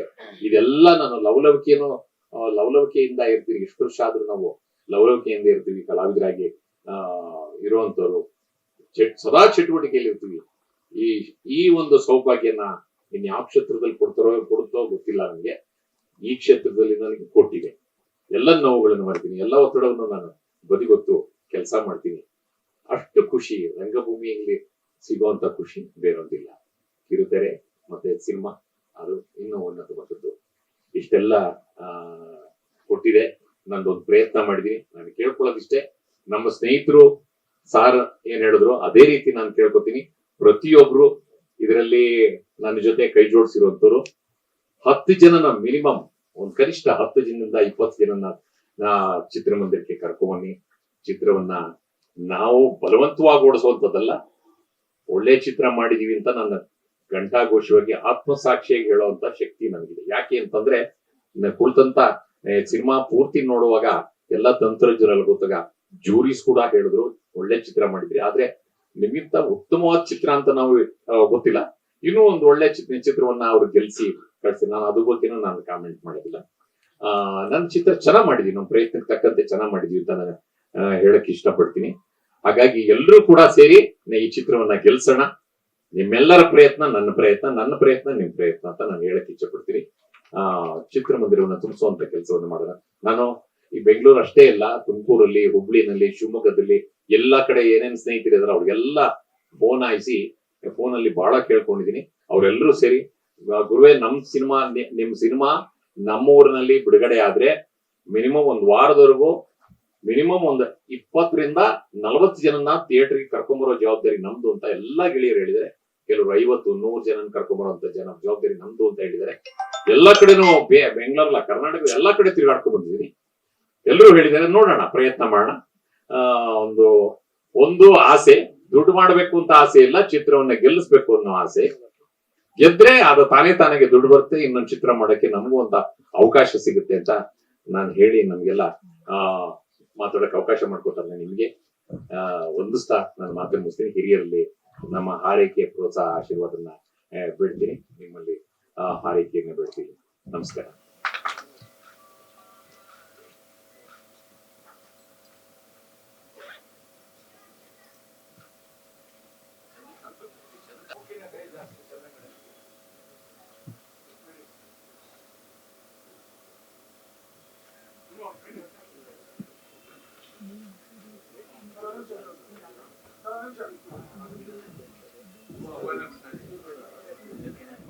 ನಂತರ ಇನ್ನೊಂದು ಗಿಡನ ಪುಷ್ಪ ಅವರು ತಗೊಳ್ಳಿ, ಪುಷ್ಪ ಅವರು ತಗೊಳ್ಳಿ. ನೆಕ್ಸ್ಟ್ ಗಿಡ ತಗೊಳ್ಳಿ ಹಿಂಗೆ ತಗೊಳ್ಳಿ.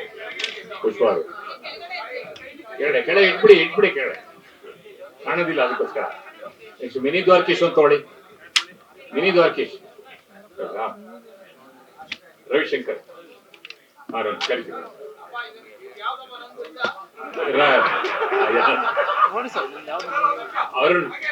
ಅರುಣ್ ಸಾಗರ್ಗೆ ಒಂದು ಗಿಡವನ್ನ ಕೊಡಿ. ಒಂದು ಗಿಡ ತಗೊಳ್ಳಿ. ಗೌರವಾಧ್ಯಕ್ಷರು ರವಿಶಂಕರ್ ಅವ್ರಿಗೊಂದು ಗಿಡ.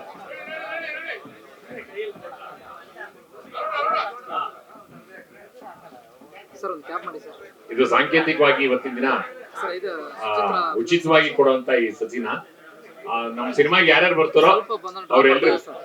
ಕ್ಷಮೆ ಇರ್ಲಿ ತಂದೆ, ಈ ಪಿಕ್ಚರ್ ಗೆ ಯಾರ್ಯಾರು ಬರ್ತಾರೋ ಅವ್ರಿಗೆಲ್ಲರಿಗೂ ಒಂದೊಂದು ತೆಂಗಿನ ಸಸಿಯನ್ನ ಉಚಿತವಾಗಿ ನಾವು ಕೊಡ್ತೀವಿ. ಮತ್ತೆ ನಮ್ಮ ಸ್ನೇಹಿತರನ್ನೆಲ್ಲರೂ ನಾವು ಕರ್ಕೊಂಡ್ ಬರ್ತೀವಿ. ಈ ಒಂದು ಚಿತ್ರತಂಡಕ್ಕೆ ಶುಭವಾಗ್ಲಿ ಅಂತ ಹೇಳಿ ಈ ಒಂದು ಸಂದರ್ಭದಲ್ಲಿ ಹಾರೈಸ್ತಾ ಇದ್ದೀನಿ. ಧನ್ಯವಾದಗಳು. ನಮ್ಮ ಸಿನಿಮಾದಿಂದನೇ ಈ ಕಲ್ಪವೃಕ್ಷದ ಒಂದು ಬೆಳವಣಿಗೆ ಆಗ್ತಾ ಇದೆ ಅಂತಂದ್ರೆ ನಿಜವಾಗ್ಲೂ ನಮ್ಗೆಲ್ರಿಗೂ ದುಡ್ಡು ಬರುತ್ತೆ. ನಮಗ್ ದುಡ್ಡು ಬಂದ್ರೆ ಸಾಲದು. ಇಡೀ ಚಿತ್ರರಂಗ ಕಲ್ಪವೃಕ್ಷ ಆಗ್ಬೇಕು. ಡೈರೆಕ್ಟರ್ ಇಂದ ಹಿಡಿದು, ಕಲಾವಿದರಿಂದ ಹಿಡಿದು, ನಿರ್ಮಾಪಕರಿಂದ ಹಿಡಿದು, ಈ ತಂತ್ರಜ್ಞರಿಂದ ಎಲ್ರೂ ಜೋಬು ತುಂಬಬೇಕು. ಚಿತ್ರರಂಗ ವೈಭವೀಕೃತವಾಗ್ಬೇಕು ಅಂತ ನಾನು ಆ ದೇವರಲ್ಲಿ ಪ್ರಾರ್ಥನೆ ಮಾಡ್ಕೋತೀನಿ. ಕತೆ ನಾನು ಸುಮಾರು ಜನ ಬಂದು ಪುಸ್ತಕ ಕೊಡ್ತಾ ಇದ್ರು. ನಾನೊಂದ್ ಸ್ವಲ್ಪ ಈ ಓದಿನಲ್ಲಿ ಹಿಂದೆ ಆಗ್ಬಿಟ್ಟಿದ್ದೀನಿ. ಮೊದಲೆಲ್ಲ ಕತೆ ಓದ್ತಾ ಇದ್ದೆ, ಬಹಳ ಕತೆ ಓದ್ತಾ ಇದ್ವಿ. ಯಾವಾಗ ಅಲೆಮಾರಿ ಜೀವನ ಆಯ್ತು ಕತೆ ಓದೋದು ಕಮ್ಮಿ ಆಗೋಯ್ತು. ಕತೆ ಕೇಳೋ ತರ ಆಗೋಯ್ತು. ಕತೆ ಕೇಳುವಾಗ ಯಾರೋ ಸುಮಾರು ಜನ ನೀವು ಈ ಕತೆ ನನಗೆ ತಂದ್ಬಿಟ್ಟು ಓದಿ ಅಂತ ಹೇಳೋದಕ್ಕಿಂತ ನೀವು ಈ ಕತೆ ಏನು ಅಂತ ನಾನು ಹೇಳಿ ನಾನು ಕೇಳಿಸ್ಕೊತೀನಿ ಅಂತ ಅನ್ನೋದು. ಯಾರು ಕತೆ ಹೇಳ್ತಿರ್ಲಿಲ್ಲ. ಸುಮಾರು ಜನ ಬಂದ್ಬಿಟ್ಟು ಸರ್ ಇದು ಓದಿ ಸರ್, ಸಿನಿಮಾ ಮಾಡ್ಬೋದು, ಇದು ಚೆನ್ನಾಗಿದೆ. ಸುಮಾರು ಜನ ಅಸೋಸಿಯೇಟ್ಸು ಅವರೆಲ್ಲ ಬಂದ್ಬಿಟ್ಟವ್ರು. ಹೀಗಿರುವಾಗ ನಮ್ಮ ಸ್ನೇಹಿತರು ಬಂದ್ರು, ಸರ್ ಅದ್ ಕತೆ ಕೇಳಿ ಚೆನ್ನಾಗಿದೆ ಅಂದ್ಬಿಟ್ಟು. ನೀವ್ ಕೇಳ್ಕೊಂಡ್ ನನಗೆ ಹೇಳಿ, ಆಮೇಲೆ ಅವ್ರನ್ನ ಕರೆಯೋದ್ ಬೇಡ. ಯಾಕೆಂದ್ರೆ ನೀವ್ ಹೇಳಿದ್ಮೇಲೆ ಅದು ಚೆನ್ನಾಗಿದೆ ಅಂತಂದ್ರೆ ಅವ್ರನ್ನ ಕರೆಯೋಣ. ಅವರ ವರ್ಷನ್ ಏನಿದೆ ಅಂತ ನಾನು ಕೇಳ್ಕೊಂಡು ಆಮೇಲೆ ಡಿಸೈಡ್ ಮಾಡ್ತೀನಿ ಅಂತ. 2-3 ಸಲ ಆ ಕತೆ ಕೇಳಿದ್ಮೇಲೆ ಅವ್ರೊಂದ್ಸರಿ ಹೇಳಿದ್ರು, ನಂತರ ಇವ್ರೊಂದ್ಸರಿ ಹೇಳಿದ್ಮೇಲೆ ಮತ್ತಿರ್ಗ ಅವ್ರ ಹತ್ರ ಮತ್ತಿರ್ಗ ರಿಪೀಟ್ ಮಾಡಿಸ್ಕೊಂಡು ಮತ್ತೆ ನಾನು ಕತೆ ಓದಕ್ ಶುರು ಮಾಡಿದೆ. ಒಂದು 10 ಬಾರಿ ಆ ಕತೆ ಓದಿರ್ಬೇಕು. ಕತೆ ಓದಿದ್ಮೇಲೆ ಈ ಸಿನಿಮಾ ನಾನು ಮಾಡ್ಬೋದು ಅಂತ ನನ್ಗನ್ನಿಸ್ತು. ಯಾವಾಗ ನನಗೆ ಕಲ್ಪನೆ ಬಂತು ಒಂದು ಕತೆ ನನ್ನ ತಲೆಯಲ್ಲಿ, ಅವಾಗ ಈ ಸಿನಿಮಾ ನಾನು ನನಗ್ ಶಕ್ತಿ ಇದೆ ಈ ಸಿನಿಮಾ ಮಾಡೋದಕ್ಕೆ ಅಂತ ಹೇಳಿ ಅವಾಗ ನಾನು ಯಾವ್ಯಾವ ಪಾತ್ರಕ್ಕೆ ಯಾರನ್ನ ಮೋಲ್ಡ್ ಮಾಡ್ಬೋದು, ಕ್ಯಾಸ್ಟ್ ಮಾಡ್ಬೋದು ಅಂತ ಅನ್ನೋದು ನಾನು ಯೋಚನೆ ಮಾಡ್ತಾ ಹೋದೆ. ಆಮೇಲೆ ಜೊತೆಗೆ ಲೊಕೇಶನ್ ನೋಡ್ತಾ ಹೋದ್ವಿ, ಜೊತೆಗೆ ಸುಮ್ಮನೆ ರೌಂಡ್ ಹೊಡಿತಾ ಹೋದ್ವಿ. ಎಷ್ಟು ಖರ್ಚಾಗ್ಬೋದು ಅಂತ ಅಂದ್ಬಿಟ್ಟು ಪದೇ ಕ್ಯಾಮರಾಮನ್ ಕೂರಿಸ್ಕೊಂಡು ಮತ್ತೆ ನಮ್ಮ ಅಸೋಸಿಯೇಟ್ ಕೂರಿಸ್ಕೊಂಡು ಬೇರೆ ಬೇರೆ ಹಂತದಲ್ಲಿ ನಾವು ಯೋಚನೆ ಮಾಡ್ತಾ ಹೋದ್ವಿ. ಆ ಬಡ್ಜೆಟ್ ಇದನ್ನೇ ಸುಮಾರು ಸರಿ ನಾವು ಮಾಡಿದ್ವಿ. ಮಾಡಿದ್ಮೇಲೆ ಎಷ್ಟು ಅಪ್ರಾಕ್ಸಿಮೇಟ್ ಆಗಿ ಎಷ್ಟು ಖರ್ಚಾಗ್ಬೋದು ಅಂತ ಅಂದ್ಬಿಟ್ಟು ನಾವು ನೋಡ್ಬೇಕು. ಬಹಳ ಹಿಡಿದು ಖರ್ಚು ಮಾಡಿದ್ರೆ ಎಷ್ಟು ಖರ್ಚಾಗ್ಬೋದು ಅಂತ ನಾವು ಯೋಚನೆ ಮಾಡಿ ಎಲ್ಲೋ ಒಂದ್ ಲೆವೆಲ್ಗೆ ಬಂದು ನಿಲ್ತು. ಓಕೆ, ನಾನು ನನ್ನ FD ಹಣವನ್ನ ತೆಗೆದು ಕೂಡಿಟ್ಟ ಹಣವನ್ನ ತೆಗೆದು ಇದು ಪಿಕ್ಚರ್ ಮಾಡಿದ್ರೆ ನಮ್ಮ ಮನೆಯವ್ರಿಗೆ ಹೇಳಿಲ್ಲ. ಮೊದಲು ಹೇಳ್ದೆಲ್ಲ ನಾನು ನಿರ್ಧಾರ ಮಾಡ್ಬಿಟ್ಟೆ. ಆಮೇಲೆ ಅವರು ನನ್ನ ಏನೋ ಮಾಡ್ತಿದಾರೆ ಅಂತ ಅನಿಸ್ತವ್ರಿಗೆ. ಆಮೇಲೆ ಕೊನೆಗೆ ಒಂದು ದಿನ ಹೇಳ್ದಾಗ ಮಾಡಿ ನೀವು ಸಂಪಾದನೆ ಮಾಡಿದ ದುಡ್ಡು ನೀವು ಒಳ್ಳೆ ರೀತಿನಲ್ಲಿ ಅದು ವಾಪಸ್ ಬರುತ್ತೆ ಅಂತ ಅಂದ್ರೆ ಮಾಡಿ ಅಂತ ಒಂದ್ ಸರ್ತಿ ಅಂದ್ರು. ಆಮೇಲೆ ವಾಪಸ್ ಬರೋದು ಗೊತ್ತಿಲ್ಲ ನನಗೆ, ಸಬ್ಸಿಡಿ ಬರ್ಬೋದು, ಇಲ್ಲ ಇನ್ನೊಂದು ರೈಟ್ಸು, TV ರೈಟ್ಸು ಮತ್ತೊಂದು ಬರ್ಬೋದು ಅಂತ. ಅವಾಗ ನನ್ನ ಮಗ ಪಕ್ಕದಲ್ಲಿ ಇದ್ದ, ಅವನು ಗೊತ್ತು ಅವನಿಗೆ. ಅವನೊಂದ್ ಸ್ವಲ್ಪ ಸ್ಟಡಿ ಮಾಡಿದ್ದ, ಸರ್ವೆ ಮಾಡಿದ್ದ. ಅಪ್ಪ ಅವೆಲ್ಲ ಬರಲ್ಲಪ್ಪ, ಸುಮ್ಮನೆ ದುಡ್ಡು ಕಳ್ಕೊತೀರಿ ನೀವು,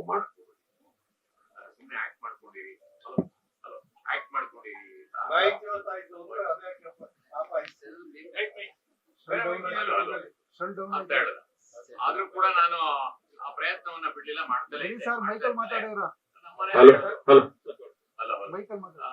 ನಮ್ಮನೆಯವ್ರು ಹೇಳುದು, ನಿಮ್ಗೆ ಶೇಷಾದ್ರಿ ಅವ್ರನ್ನೆಲ್ಲ ಸಂಪರ್ಕ ಮಾಡಿ ಕೇಳಿ, ಸುಮ್ಮನೆ ನೀವೇನೋ ಏಕಾಏಕಿ ನಿರ್ಧಾರ ಮಾಡ್ಬೇಡಿ ಅಂತ. ಶೇಷಾದ್ರಿ ಅವರು ಕೂಡ ಹೇಳೋದು, ಸುರೇಶ್ ಕಷ್ಟ, ನಿಮ್ಗೂ ಒಂದ್ ಸ್ವಲ್ಪ ಹೆಲ್ತ್ ಸರಿ ಇಲ್ಲ, ಮಾಡಕ್ ಹೋಗ್ಬಿಡಿ, ಈ ವಯಸ್ಸಲ್ಲಿ ಪ್ರಯತ್ನ ಮಾಡಕ್ ಹೋಗ್ಬಿಡಿ ಅಂದ್ರು. ಆಮೇಲೆ ಸುಮ್ನೆ ಎಷ್ಟು ಇಟ್ಕೊಂಡಿದೀರಾ ಅದು ಇದೆಲ್ಲ ಕೇಳೋದು, ಸುಮ್ನೆ ಕೂಡಿಟ್ಟು ದುಡ್ಡನ್ನ ಆಡ್ ಮಾಡ್ಬಿಡಿ, ಆಮೇಲೆ ನಿರಾಸೆ ಆಗುತ್ತೆ, ಆಮೇಲೆ ಇನ್ನೇನಾದ್ರೂ ನೀವು ಮಾನಸಿಕವಾಗಿ ಇನ್ನೇನೋ ಸಮಸ್ಯೆ ಆಗ್ಬಿಟ್ರೆ ಕಷ್ಟ, ಬೇಡ ಅಂತಂದ್ರು. ಇಲ್ಲ ನಾನು ಮಾಡ್ಬೇಕು, ನಾನು ಇಷ್ಟು ವರ್ಷ ಕೆಲಸ ಮಾಡಿದೀನಿ, ನನಗೆ ಹೆಸರು ಕೊಟ್ಟಿದೆ, ಆಮೇಲೆ ನಾನೊಬ್ಬ ಕಲಾವಿದನಾಗಿ ನನಗೆ ಜನ ಗುರುತು ಹಿಡಿತಾರೆ, ಮತ್ತೆ ನಾನು ಕಲೆನ ಪ್ರೀತಿ ಮಾಡೋದ್ರಿಂದ ನಾಟಕಕ್ಕೂ ಕೂಡ ನಾನು ಲಕ್ಷಾಂತರ ರೂಪಾಯಿ ಖರ್ಚು, 10-15 ಲಕ್ಷ ರೂಪಾಯಿ ಖರ್ಚು ಮಾಡಿದೆ. ನಾನು ಪ್ರತಿ ನಾಟಕಕ್ಕೆ 3 ಲಕ್ಷ ಖರ್ಚು ಮಾಡ್ತಿದ್ದೆ ಒಂದು ನಾಟಕ ಪ್ರೊಡಕ್ಷನ್ ಮಾಡ್ತಿದ್ದೆ. ಅದರಲ್ಲಿ ಕೆಲವು ವಾಪಸ್ ಬರ್ತಿತ್ತು, ಅರ್ಧ ವಾಪಸ್ ಬರ್ತಿತ್ತು, ಕಾಲ್ಭಾಗ ಸುಮಾರು ಕಳ್ಕೊಂಡಿದ್ದೆ ಆಗಿತ್ತು. ಆದ್ರೂ ಕೂಡ ನನಗೊಂದು ತೃಪ್ತಿ ಇದೆ, ನನ್ನ ಕ್ಷೇತ್ರದಲ್ಲಿ ನಾನ್ ದುಡ್ದಿದ್ದ ದುಡ್ಡನ್ನ ನಾನು ಅಲ್ಲೇ ಕೆರೆ ದುಡ್ಡನ್ನು ಕೆರೆಗೆ ಚೆಲ್ಲಿದ್ದೀನಿ ಅಂತ ಸರ್. ತುಂಬಾ ಖುಷಿ ಆಯ್ತು. ನಮ್ಮನೆಯವ್ರು ಹೇಳಿದ್ರು, ಅಲ್ರಿ ನೀವು ಇಷ್ಟೊಂದು ಸೀರಿಯಸ್ ಆಗಿ ಕೆಲಸ ಮಾಡ್ತೀನಿ ಅಂತ ಗೊತ್ತೇ ಇಲ್ಲ ನಮಗೆ, ಏನು ಇಷ್ಟು ರೆಸ್ಟ್ಲೆಸ್ ಆಗಿ ಕೆಲಸ ಮಾಡ್ತೀರಿ, ಆಮೇಲೆ ಒಂಥರ ಬಹಳ ಖುಷಿ ಕೊಡ್ತಾ ಇತ್ತು. ಅದೊಂಥರ ಹೊಸ ಅನುಭವ. ನಿರ್ದೇಶನ ಮಾಡುವಂಥದ್ದು, ನಿರ್ಮಾಣ ಮಾಡುವಂಥದ್ದು ಇದೆಯಲ್ಲ, ಎರಡೂ ಕಡೆ. ಪ್ರಾರಂಭದಲ್ಲಿ ಇವರು ನಿರ್ಮಾಣ ಹಂತದಲ್ಲಿ ಇವರು ನನಗೆ ನನ್ನ ಮಗ ಮತ್ತೆ ನಮ್ಮ ಮಿಸಸ್ ಇನ್ವಾಲ್ವ್ ಆಗಿರಲಿಲ್ಲ. ಆಮೇಲೆ ಪೇಮೆಂಟ್ ಡಿಸ್ಟ್ರಿಬ್ಯೂಷನ್ಸ್ ಮತ್ತೆ ಲೆಕ್ಕ ಹಾಕೋದು ಮತ್ತೊಂದರಲ್ಲೆಲ್ಲ ಅವರು ಜೊತೆಗೆ ಅವ್ರು ಕೆಲಸ ಮಾಡಿದ್ರು. ನನಗೊಂದ್ ಸ್ವಲ್ಪ ಭಾರ ಕಡಿಮೆ ಮಾಡಿದ್ರು. ಭಾರ ಕಡಿಮೆ ಆದ್ಮೇಲೆ ಪೂರ್ಣ ಪ್ರಮಾಣದಲ್ಲಿ ನಾನು ನಿರ್ದೇಶನಕ್ಕೆ ಮತ್ತೆ ನಿರ್ಮಾಣಕ್ಕೆ ನಾನು ಕೈ ಹಾಕ್ತೀನಿ ಸರ್. 18 ದಿನ ಕೆಲಸ ಮಾಡಿದ್ವಿ. 18 ದಿನದಲ್ಲಿ 1 ದಿನ ಮಾತ್ರ ರಾತ್ರಿ 2 ಗಂಟೆವರೆಗೂ ಮಾಡ್ಬೇಕು ಅಂತಿದ್ವಿ. ನನಗೆ ಅನ್ನಿಸ್ತು, ನಾನೊಬ್ಬ ಕಲಾವಿದನಾಗಿ ನಾನು 2 ಗಂಟೆ ರಾತ್ರಿ 3 ಗಂಟೆ ರಾತ್ರಿ ಬೆಳಿಗ್ಗೆವರೆಗೂ ಕೆಲಸ ಮಾಡಿದೀನಿ. ಆಮೇಲೆ ಇಡೀ ತಂಡ ನೆಕ್ಸ್ಟ್ ಡೇ ಮತ್ತೆ ಕೆಲಸ ಮಾಡ್ಬೇಕು, ಕಷ್ಟ ಆಗುತ್ತೆ, ಬೇಡ ಒಂದಿನ ಹೆಚ್ಚಾದ್ರೂ ಪರವಾಗಿಲ್ಲ, ಆ ಕೆಲಸನ ಇನ್ನೊಂದ್ ದಿನ ಮಾಡ್ಕೊಳ್ಳೋಣ ಅಂತ 11 ಗಂಟೆಗೆ ಮುಗಿಸ್ಬಿಟ್ಟೆ ಸರ್. ಬೆಂಗಳೂರಿನಲ್ಲಿ ಒಂದು ಮನೆ ಬಾಡಿಗೆ ತಗೊಂಡಿದ್ವಿ.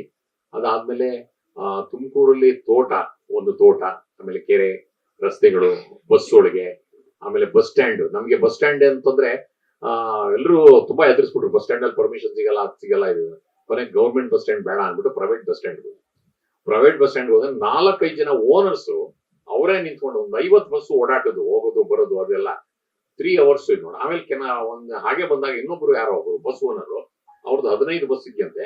ಸರ್ ನೀವು 1 ಪೈಸಾ ಕೊಡ್ಬಿಡಿ, ತುಮಕೂರಿಂದ ಕುಣಿಗಲ್ವರೆಗೂ ನಿಮ್ಗೆ ಎಷ್ಟೊತ್ತು ಬೇಕು ಅಷ್ಟು ಶೂಟ್ ಮಾಡ್ಕೊಳ್ಳಿ ಅಂತ ಒಂದು ಬಸ್ ಕೊಟ್ಬಿಟ್ಟಿದ್ರು. ಜನ ಹತ್ತುತ್ತಾ ಇದ್ರು, ಇಳಿತಾ ಇದ್ರು. ಬಸ್ ಒಳಗೆ ನಾವು ಶೂಟಿಂಗ್ ಮಾಡಿದ್ವಿ. ಸುಮಾರು 3/4 ದಿನ ಬಸ್ ಒಳಗೆ ಶೂಟಿಂಗ್ ಮಾಡಿದ್ವಿ ಸರ್. ಬಡ್ಜೆಟ್ ಅದು ನಾನು ಹೇಳೋದಕ್ಕೆ ಇಷ್ಟ ಇಲ್ಲ ಸರ್, ಬೇಡ ಅನ್ಸ್ತಾ ಇದೆ. ಆಗಿದೆ ಸ್ವಲ್ಪ ಮೂಲ ಕತೆ ಹರೀಶ್ ಅವ್ರದ್ದು.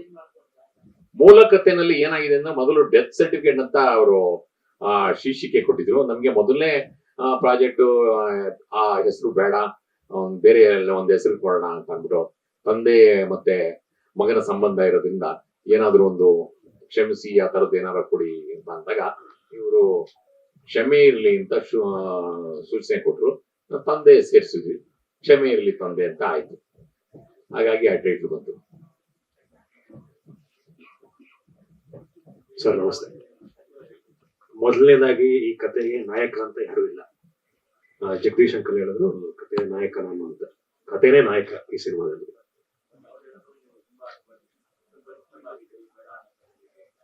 ಸರ್ ಅಂದ್ರೆ ಸಿನಿಮಾ ಮಾಡಿದ್ಮೇಲೆ ತುಂಬಾ ಒಳ್ಳೆ ಅನುಭವ.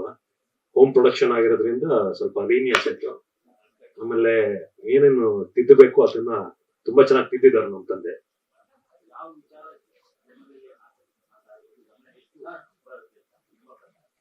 ಸರ್ ನನ್ನ ಪ್ರಕಾರ ಇದೊಂದು ಕಲಾತ್ಮಕ ಸಿನಿಮಾ ಮೊದಲನೇದು. ಆಮೇಲೆ ಎಕ್ಸ್ಪೆರಿಮೆಂಟ್ ಇನ್ನೂ ಹೆಚ್ಚು ಮಟ್ಟದಲ್ಲಿ ಆಗ್ಬೇಕು. ನಾವೊಂದು ಸಣ್ಣ ಮಟ್ಟದಲ್ಲಿ ಮಾಡಿದೀವಿ, ಜನ ಥಿಯೇಟರ್ಗೆ ಬಂದು ಪ್ರೋತ್ಸಾಹಿಸ್ಬೇಕು ಅಂತ ಅನ್ಕೋತೀವಿ. ಇದು 2019ರಲ್ಲಿ ನಾನು ಬರೆದಂತ ಕತೆ. ರಾಗಭೈರವಿ ಮತ್ತು ಇತರ ಕಥೆಗಳನ್ನು ಕಥಾ ಸಂಕಲನದಿಂದ ಆಯ್ದಿರುವಂತ ಕತೆ ಇದು. ಮೂಲ ಶೀರ್ಷಿಕೆ ಡೆತ್ ಸರ್ಟಿಫಿಕೇಟ್ ಅಂತ ಇದೆ.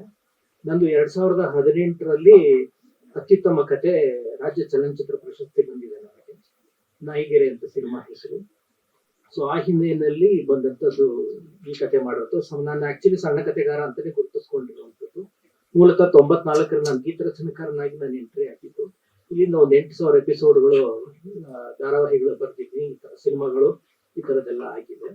ಸೊ ಈ ಕತೆ ನಾನು ಒಂದು ಸಣ್ಣ ಒಂದು ದಿನಪತ್ರಿಕೆಯಲ್ಲಿ ಎಲ್ಲ ನೋಡಿದಂತ ಒಂದು ಸಣ್ಣ ಘಟನೆಯನ್ನು ಆಧರಿಸಿ ಹೆಚ್ಚಿಗೆ ಏನಂತಂದ್ರೆ ತಮ್ಮ ತಂದೆ ಮತ್ತು ಮಗನ ನಡುವಿನ ಒಂದು ಬಾಂಧವ್ಯದ ಕುರಿತಾದಂತಹ ಕತೆ, ಈ ತಂದೆಯ ಒಂದು ತ್ಯಾಗ ಮನೋಭಾವ, ತಂದೆಯ ದೊಡ್ಡತನ ಮಗನಿಗೆ ಅರಿವಾಗುವಂಥದ್ದು, ಈ ಎಲ್ಲ ವಿಚಾರಗಳನ್ನ ಇಟ್ಕೊಂಡು ಮಗನಿಗೋಸ್ಕರ ತಂದೆ ಮಾಡುವಂತ ಸ್ಯಾಕ್ರಿಫೈಸ್ ಇದನ್ನೆಲ್ಲ ಇಟ್ಕೊಂಡು ಈ ಸಬ್ಜೆಕ್ಟ್ ನೋಡಿ ಅಂದ್ರೆ ನಾನಿನ್ನು ನೋಡಿದಾಗ ಇದು ರೀ ರೆಕಾರ್ಡಿಂಗ್ ಅದೆಲ್ಲ ಯಾವ್ದು ಇಲ್ಲ. ಸೊ ಹಾಗೆ ಇದರಲ್ಲಿ ಅಥವಾ ಎಡಿಟಿಂಗ್ ಸಂದರ್ಭದಲ್ಲಿ ನೋಡಿದಂತ ಸಂದರ್ಭದಲ್ಲಿ ತುಂಬಾ ಚೆನ್ನಾಗಿ ಮಾಡಿದ್ದಾರೆ. ನಾವು ಅನ್ಕೊಂಡಿದ್ ನಾವು ಕೆಲವೊಂದು ಎಕ್ಸ್ಪೆಕ್ಟೇಷನ್ ಇರುತ್ತೆ, ಆ ವಿಚಾರವಾಗಿ ನನಗೆ ಆತ್ಮೀಯರಾಗಿರೋದ್ರಿಂದ ನಾನು ತುಂಬಾ ಇವ್ರ ಜೊತೆ ಚರ್ಚೆ ಮಾಡಿದ್ದೀನಿ. ನನ್ನ ನಿರೀಕ್ಷೆ ಗಿಂತ ಚೆನ್ನಾಗಿ ಮಾಡಿದ್ದಾರೆ, ಒಳ್ಳೆ ಜಾಗಗಳಲ್ಲಿ ಮಾಡಿದ್ದಾರೆ. ಡಿಸ್ಟ್ರಿಬ್ಯೂಷನ್ ಬಗ್ಗೆ ಮಾತಾಡ್ಬೇಕು ಅಂತಂದ್ರೆ ಸುಮಾರು ಒಂದು 2-3 ಜನ ಸ್ನೇಹಿತರುಗಳ ಹತ್ರ ಮಾತಾಡಿದೆ, ಜೊತೆಗೆ ಬೇರೆಯವ್ರ ಹತ್ರ ಮಾತಾಡಿದೆ. ನನಗನ್ಸುತ್ತೆ ಬೇರೆಯವರಿಗೆ ಡಿಸ್ಟ್ರಿಬ್ಯೂಷನ್ ಕೊಟ್ಟಾಗ ಅವರು ಕೇಳಿದ್ದ ರೇಟು ಕೆಲವೊಂದು ಏರಿಯಾ ಕೊಂಡ್ಕೊಳ್ಳೋಂಥವ್ರು ಇರ್ತಾರೆ, ನಾನು ಮಾರೋವಂಥದ್ದು ಇರ್ತದೆ ಒಂದೊಂದು ಸಿನಿಮಾಗಳು ಆ ತರ ಇರ್ತದೆ. ಅದಲ್ಲ, ಡಿಸ್ಟ್ರಿಬ್ಯೂಷನ್ಗೆ ಎಷ್ಟು ಖರ್ಚಾಗುತ್ತೆ ಅಂತ ಹೇಳಿದಾಗ ನಾನು ಅನ್ಕೊಂಡೆ ಇದನ್ನು ನಾನೇ ಪ್ರಯತ್ನ ಪಟ್ರೆ ಏನಾಗ್ಬೋದು, ಇದನ್ನ ಒಂದು ಸರ್ವೆ ಮಾಡೋಣ ಅಂತ ಸರ್ವೆ ಮಾಡಿದಾಗ ಅದು ಬೇರೆ ಯಾರು ಡಿಸ್ಟ್ರಿಬ್ಯೂಷನ್ ಮಾಡೋದು ಬೇಡ, ನಾನೇ ಮಾಡೋಣ ಅಂತ ಅದನ್ನ ಪ್ರಯತ್ನ ಪಟ್ಟಿದ್ದೀನಿ. ಈಗ ಸದ್ಯಕ್ಕೆ ಒಂದು 8 ಥಿಯೇಟರ್ ಮಾತಾಡಿದ್ದೀನಿ ಸರ್. ಎಲ್ಲ PVR, ಸಿಂಗಲ್ ಸ್ಕ್ರೀನ್ ಯಾವ್ದು ಇಲ್ಲ. ಸಿಂಗಲ್ ಸ್ಕ್ರೀನ್ ಒಂದು 2-3 ನೋಡಿದೆ. ಮತ್ತೆ ನಮ್ಮ ಒಂದಿಬ್ರು ಗೆಳೆಯರು, ಒಬ್ರು 28 ಥಿಯೇಟರ್ ಓನರ್, ಅವರು ಹೇಳಿದ್ರು, ರಂಗನಾಥ್ ಅಂತ ಅಂದ್ಬಿಟ್ಟು, ಅವರು ಬೇಡ ಸುರೇಶ್, ನೀವು ಕಷ್ಟಪಟ್ಟು ಕೂಡ ಹಾಕಿರುವಂತ ದುಡ್ಡು ಮತ್ತಿನ್ನೇನೋ ಪ್ರಯತ್ನ ಮಾಡಕ್ ಹೋಗ್ಬಿಡಿ, ಪ್ರಾರಂಭದಲ್ಲಿ ನಿಮ್ಗೆ ಏನಾಗುತ್ತೆ ಮಲ್ಟಿಪ್ಲೆಕ್ಸ್ ಅಲ್ಲಿ ನೀವು ರಿಲೀಸ್ ಮಾಡಿ, ನಿಮ್ಗೆ ಜನ ಬರ್ತಾರೆ ನಿಮ್ ಸಿನಿಮಾ ನೋಡಿ, ಅದೇ ಹೊಸ ಮೂವ್ಮೆಂಟ್ ಶುರು ಆಗುತ್ತೆ ಅನ್ನೋದಾದ್ರೆ ಮತ್ತೆ ನೀವು ಥಿಯೇಟರ್ಗಳನ್ನ ಎಕ್ಸ್ಟೆಂಡ್ ಮಾಡೋದಕ್ಕೆ ನಾನು ಹೆಲ್ಪ್ ಮಾಡ್ತೀನಿ, ಮಾಡೋಣಂತೆ. ಸದ್ಯಕ್ಕೆ ಬೇಡಿ, ಆ ಸಾಹಸವನ್ನ ನೀವು ಮಾಡಬೇಡಿ ಅಂತ ನನ್ಗೆ ಹೇಳಿದ್ರು. ಅದಕ್ಕೆ ಅವ್ರ ಮಾರ್ಗದರ್ಶನ ಅಂತ ಬರೀ ಮಲ್ಟಿಪ್ಲೆಕ್ಸ್ PVR ಅಲ್ಲಿ ಮಾತಾಡಿದೀನಿ, ಮತ್ತೆ AMB ನಲ್ಲಿ ಮಾತಾಡಿದೀನಿ, ಅವ್ರು ಒಪ್ಕೊಂಡಿದ್ದಾರೆ. PVR ಅಲ್ಲಿ ನಾಳೆ ನಾಡಿದ್ರಲ್ಲಿ ಯಾವ್ಯಾವ ಥಿಯೇಟರ್ ಅಂತ ಪಕ್ಕ ನಾವು ಇದು ಮಾಡ್ತೀವಿ. ಜೊತೆಗೆ ನಮ್ಮ ರವಿಶಂಕರ್ ಮತ್ತೆ ಇಲ್ಲೇ ನಮ್ಮ ಒಕ್ಕೂಟದ ಅಧ್ಯಕ್ಷರು ಸೋಮಶೇಖರ್ ಬಂದಿದ್ದಾರೆ. ಸರ್ ಸೋಮಶೇಖರ್ ಅವರು ಕೂಡ ನಾನು ನಿಮ್ ಜೊತೆ ಕೈ ಜೋಡಿಸ್ತೀನಿ ಹಂಚಿಕೆಯಲ್ಲಿ ಅಂತ ಅಂದಿದ್ದಾರೆ. ಅವ್ರು ಒಂದ್ 2-3 ಸೆಂಟರ್ಸ್, ಇವರು ಒಂದ್ 3 ಸೆಂಟರ್ಸ್ ತಗೋತಾರೆ. ಅದ್ರ ಜೊತೆ ಬೇರೆಯವರು ಬಂದಿದ್ದಾರೆ. ಅವ್ರ ಜೊತೆ ಮಾತುಕತೆ ನಾಳೆ ನಾಡಿದ್ರಲ್ಲಿ ಆಗುತ್ತೆ. ಅವ್ರು ಮಾಡದೇ ಇದ್ರು ಕೂಡ ನಾನಂತೂ 8 ಥಿಯೇಟರ್ ಮಾಡೋದಕ್ಕೆ ಸಿದ್ಧ ಇದೀನಿ. ನೋಡ್ದೆ ಶೇರಿಂಗ್ ಅಲ್ಲಿ ಕೆಲವು ಥಿಯೇಟರ್ ಬರ್ತಿದ್ದ, ಅವ್ರು ಮುಂದೆ ಬಾಯ್ ಬಿಟ್ಟು ಹೇಳ್ತಾ ಇಲ್ಲ ಶೇರಿಂಗ್ ಮಾಡ್ತೀವಿ ಅಂತ ಅಂದ್ಬಿಟ್ಟು. ನಾನು ಕೇಳ್ತೀನಿ, ನೋಡೋಣ. ಶೇರಿಂಗ್ ಅಲ್ಲಿ ಬಂದ್ರೆ ನಾನು 100% ಅಲ್ಲಿ ಬಿಡುಗಡೆ ಮಾಡೋದಕ್ಕೆ ನಾನು ಸಿದ್ಧ ಇದ್ದೀನಿ. ಆದ್ರೆ ಶೇರಿಂಗ್ ಅಲ್ಲಿ ಯಾರು ಬರ್ತಾ ಇಲ್ಲ, ಲಕ್ಷಾಂತರ ರೂಪಾಯಿ ಬಾಡಿಗೆ ಕೇಳ್ತಾ ಇದಾರೆ. ಸೊ ಕಷ್ಟ ಆಗುತ್ತೆ ಅದು. ನಮ್ಮ ಚಿತ್ರದ ಸಂಕಲನಕಾರರು ಮುತ್ತುರಾಜ್ ಬಂದಿದ್ದಾರೆ. ಧನ್ಯವಾದಗಳು. ನಮ್ಮ